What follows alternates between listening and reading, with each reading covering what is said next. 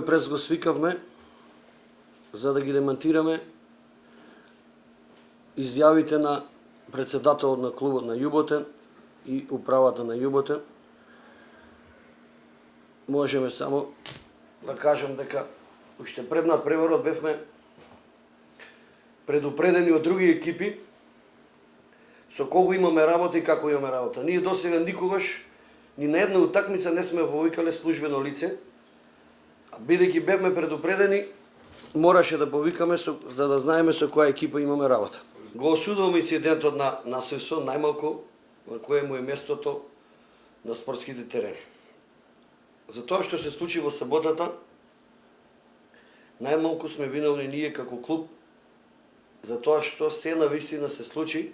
Делегатот го нотираше во службениот записник. Записникот е записникот тука. Факт е дека оно што го кажав на почетокот, поучени од другите клубови, што повикавме полиција за време на инцидентот, надпреварот спречи и поголем инцидент и тоа го нотира и самиот делегат.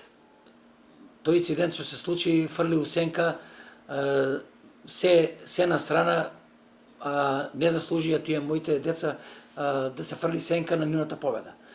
Утакмицата беше стварно коректна, без ниеден фаул, да се деградира некоја непостоеча победа, дека не е победа, стварно е жално.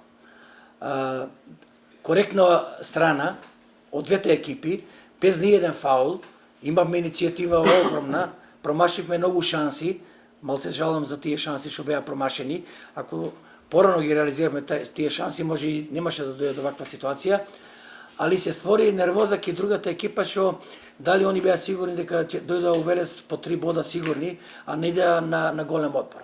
Ја морам да им честитам на нашата екипа, на моите девојчиња, стварно истраја од таа борба, малце беа психички оптеретени, пошто утакмицата беше за нас од голема важност. Они ни бегаат на 13 бода.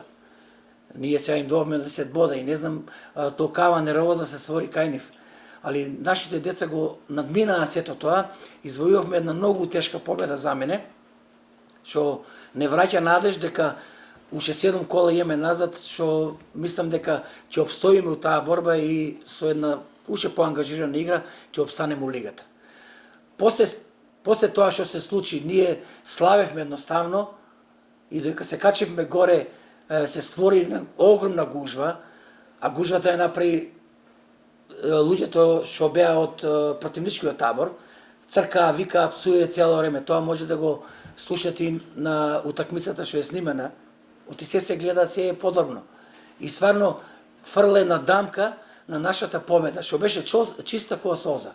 Ја уште еднаш ќе ги поздравам моите девојчиња, стварно истраја таа борба.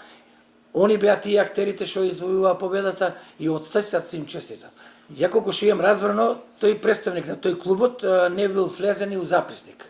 А он како фигурираше таму, он само знае. Он беше и избркан горе, од негови причини, цело време го не пцуеше, вреѓаше по суди, по делегати, по се пцуеше. Што ќе стасе и живо и дело. Значи, толку ми било мене незгодно како педагог на тие девојчиња таму, мене е било срам што го слушав. Али не беше само од негова страна пцуењето.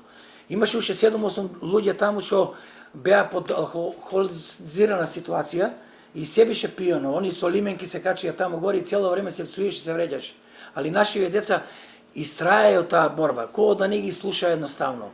Они едноставно се симно он доле, па реагираше на судијата, а не знам на што реагираше, пошто утакмицава толку беше чиста, кој солза, што не можеш да најдеш ни една мрља за да има некоја сумња дека сме извојувале некоја нечиста победа. И он беше и повтор пат избркан таму горе и он продолжи со тоа пцуење, а истиот тој продолжи и горе у просториите со пцуење. Што им беше целта? Дали играја за некој трет клуб? Не знаеме ние. Значи ние испаднаме на терен у една чиста и поштена борба да ги добиеме. И ние успеавме од тоа. И па ќе ги пофалам нашите девојчиња. Ја ќе ги пофалам и нивните девојчиња. Немаше контакт, немаше фаул од нивна страна исто. Се беше коректно. Заврши утакмицата, си честитаа они меѓу себе. Што се случи после тоа? И сам не знам. Едноставно до денеска не се израдувавме на победата. И гледам сега таму на едни телевизии на тето слушам некои информации што не се спојливи за мене. Се е тоа лага. Само нека им служи на чест.